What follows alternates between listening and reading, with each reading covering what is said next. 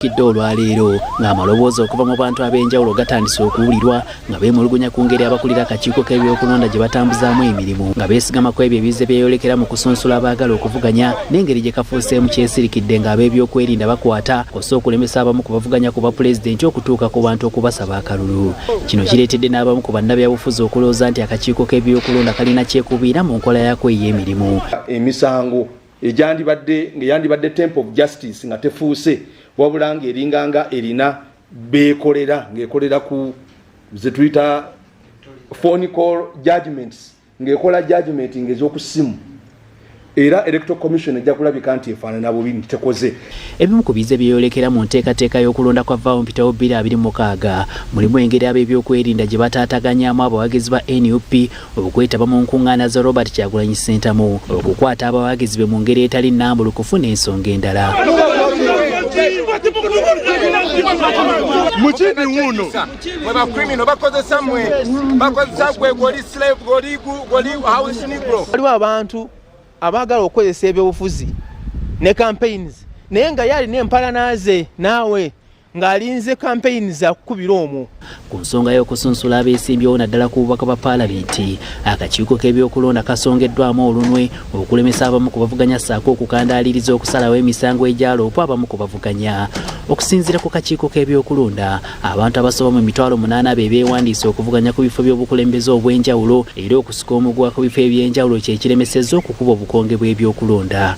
Omwogezi w'akakiiko k'ebyokulonda Julius Mucunguzi agamba nti okwemulugunya okuliwo tekwewuunyisa. Katutegeeze bannayuganda nti empapula zonna ezireeteddwa oli ayagala okwesimbawo n'aziwaayo mu nomination zibeera za lwatu, zibeera open public documents.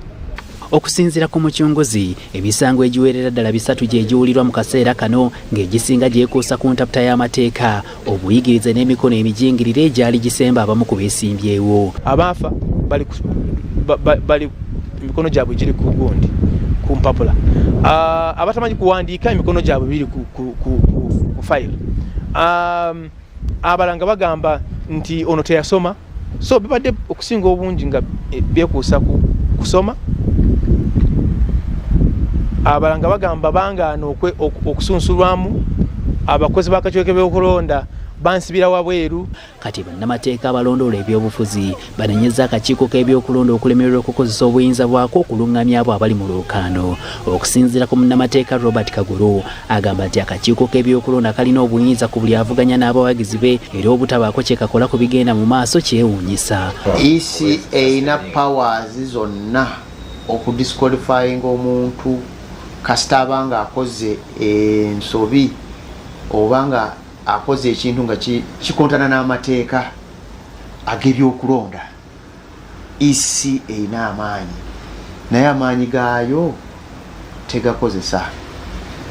Newankubadde nti mu biwandiiko bwamulonda nti ye EC chairman naye waliwo by'atasobola kukola ate nga yandibadde abikola kubanga amateeka gamukkiriza gamuwa obuyinza okukola ekituufu.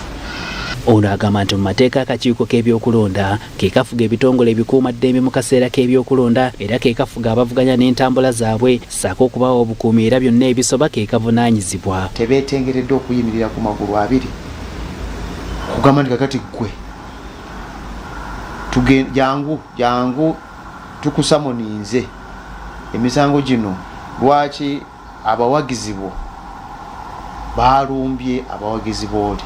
Kagolo agamba nti bannayuganda baddembe okwekubira endolo mu mbuga z'amateeka ku bigenda mu maaso. EC osobola okugiwabira mu kooti naye ofunyeemu ki mu kooti gy'olaze si kyangu kufunamu ky'oyagala. So munnayuganda ndabira ddala nga anyigirizibwa.